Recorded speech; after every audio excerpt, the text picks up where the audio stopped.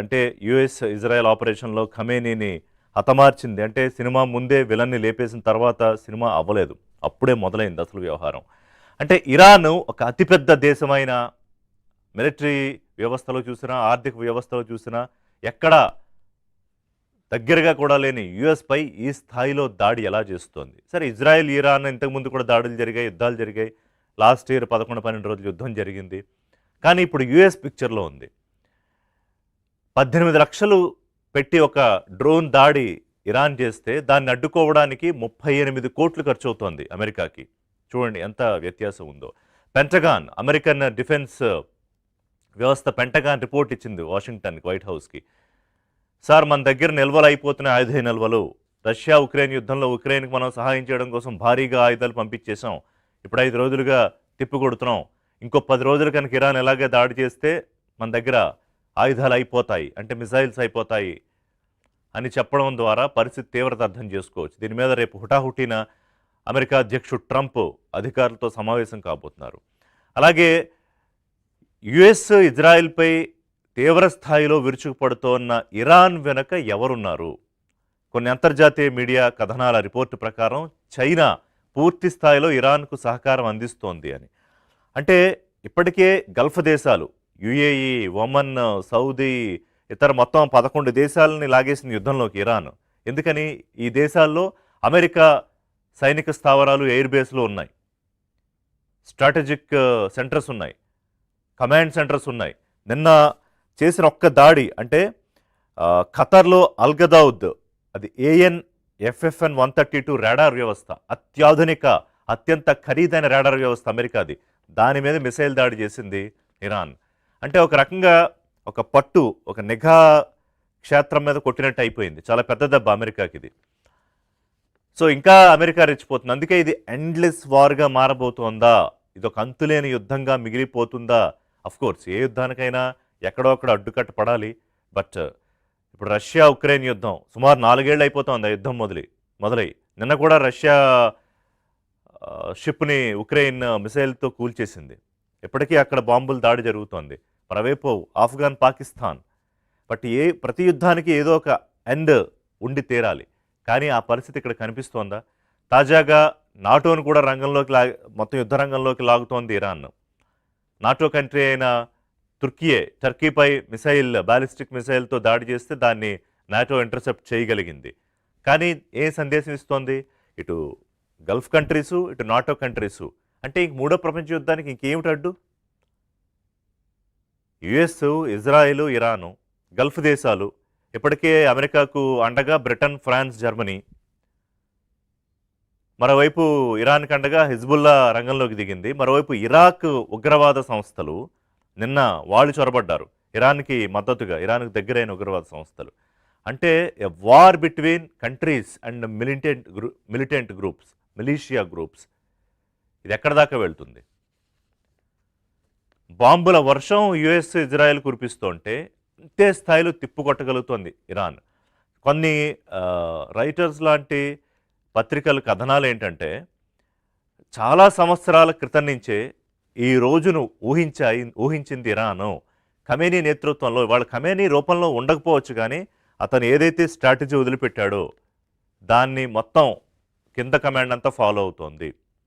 ఆర్థికంగా దెబ్బతీయాలి అమెరికాని, అలాగే గల్ఫ్ దేశాల మీద దాడి ద్వారా ఒత్తిడి చేసి యుద్ధం తీవ్రస్థాయికి వెళ్లకుండా ఆపాలి.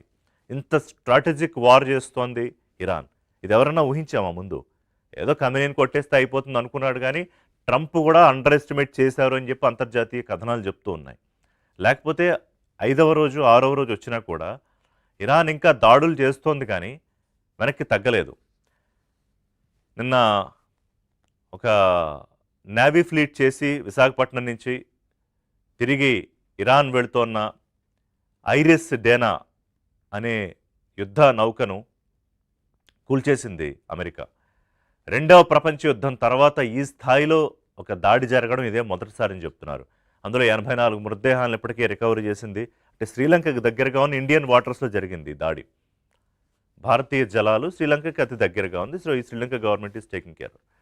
వాళ్ళ మృతదేహాలు ఇంకా కొంతమంది దాదాపు 140-150 మంది సిబ్బంది ఉన్నారు అందులో. విశాఖపట్నంలో వాళ్ళతోటి అతి దగ్గరగా మసలిన వాళ్ళు కూడా గుర్తు చేసుకుంటున్నారు. వాళ్ళతో ఫోటోలు దిగారు. మొన్న ఫిబ్రవరిలో జరిగిన నేవీ అంతర్జాతీయ నేవీ ఫ్లీట్‌కి వచ్చి వాళ్ళు వెళ్తున్నప్పుడు జరిగిన దాడి. అంటే ఎక్కడ ఎవరి మీద ఎప్పుడు దాడి జరుగుతోందో తెలియని ఒక పరిస్థితుల్లో ఇవాళ ఈ యుద్ధం జరుగుతోంది. బిక్కుబిక్కుమంటూ ఉన్నాయి గల్ఫ్ దేశాలు. ఇప్పుడు మొత్తం ఇన్ని రోజులుగా మొత్తం ఎయిర్ స్పేస్ బ్లాక్ అయిపోతే నిన్న ఒక 600 మందిని భారతదేశం ప్రత్యేక విమానాల్లో తీసుకొచ్చింది. వాళ్ళు మొత్తం 6 ప్రత్యేక విమానాల్లో శంషాబాద్‌కు 600 మంది వచ్చారు. ఇంకా కొంతమంది చిక్కుకుపోయారు. లెబనాన్ అక్కడ బీరూట్‌లో దాడులు జరుగుతున్నాయి. Qatar, Kuwait, UAE, Saudi Arabia ఒక్క చోట కాదు 11, 12 చోట్ల దాడులు చేస్తోంది ఇరాన్.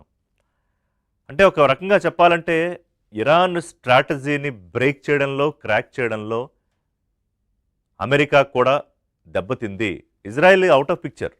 ఇప్పుడు మొత్తం అంతా అమెరికా చేస్తోంది. మొదలైంది ఇజ్రాయెల్ కోసం మొదలుపెట్టిన మొత్తం అంతా భుజాల మీద తీసుకుంది అమెరికానే ఇప్పుడు. This is a war between Iran and USA. ఇంకా ఏ ఏ దేశాలు వీళ్ళతో చేరతాయి? నాటో యుద్ధంలోకి దిగుతుందా? దిగితే అది మూడో ప్రపంచానికి దారితీసే అవకాశం లేదా? లేదా ఈలోపు చర్చలు జరుగుతాయా? ఇంకోటి ఏంటి, ఇరాన్ కమాండర్గా ఎవరిని పెట్టినా మొజ్దాబా అని ఖమేనీ కొడుకుని ఇరాన్ కమాండర్గా ఇప్పుడు పెట్టారు అంటున్నారు. ఇంకా వాళ్ళు క్లారిఫై చేయలేదు. మీరు ఎవరినైనా పెట్టండి వాళ్ళని చంపేస్తా ఉంటున్నారు ట్రంప్. తాజాగా హెచ్చరిక. ఇంతకుముందు ఇజ్రాయెల్ ప్రెసిడెంట్ నెతన్యాహు హెచ్చరించాడు. ఇప్పుడు ట్రంప్ చెప్తున్నాడు, you place anybody there as a leader will kill them certainly. వాళ్ళని చంపేస్తామని. అంటే ఎక్కడ ఆగుతుంది ఇది? చంపితే వాళ్ళు ఊరుకోరు. మనకేంటి సార్, దాని ఇంపాక్ట్ మన మీద కూడా పడుతుంది. వాళ్ళు హర్మూజ్ స్ట్రైట్ ఆ జలసంధి మూసేసిన తర్వాత ప్రపంచానికి కావాల్సిన 20%, భారతదేశానికి కావాల్సిన 50% క్రూడ్ ఆయిల్ ఆగిపోయింది. మనకు కావాల్సిన 100% ఎల్పీజీ అక్కడి నుంచే రావాలి. ఆయిల్ ధరలు పెరిగిపోతాయి, గ్యాస్ ధరలు పెరిగిపోతాయి, డైలీ కన్జ్యూమింగ్ గూడ్స్ ధరలు పెరిగిపోతాయి. ఆల్రెడీ పెరిగాయి చాలా చోట్ల. సో మనమైతే ఒక 60 రోజులకు సరిపడా క్రూడ్ ఆయిల్స్ మన దగ్గర ఉన్నాయి సిద్ధంగా అని చెప్తున్నారు. కానీ రష్యా నుంచి మళ్ళీ తిరిగి ఆయిల్ కొనడానికి మనం సిద్ధపడ్డాం. కానీ వీఆర్ ఆస్కింగ్ పర్మిషన్. నిన్న దాని మీద అంతా కూడా నడిచింది. అంటే వాషింగ్టన్ పర్మిషన్ మనకు అవసరమా భారతదేశం రష్యా నుంచి మళ్ళీ ఆయిల్ కొనాలంటే అని చెప్పి కూడా అదొక చర్చ నడుస్తుంది. సో అంటే ఈ యుద్ధం అంతులేని యుద్ధంగా ఎందుకు మారిపోతుంది? ఇరాన్ వెనకాల చైనా ఉందా? ఇంకా ఏ ఏ దేశాలు ఉన్నాయి? ఏ మిలిటెంట్ గ్రూపులు ఇంకా జాయిన్ అవుతాయి? ఇది ఉగ్రవాద యుద్ధంగా కూడా మారిపోతుందా?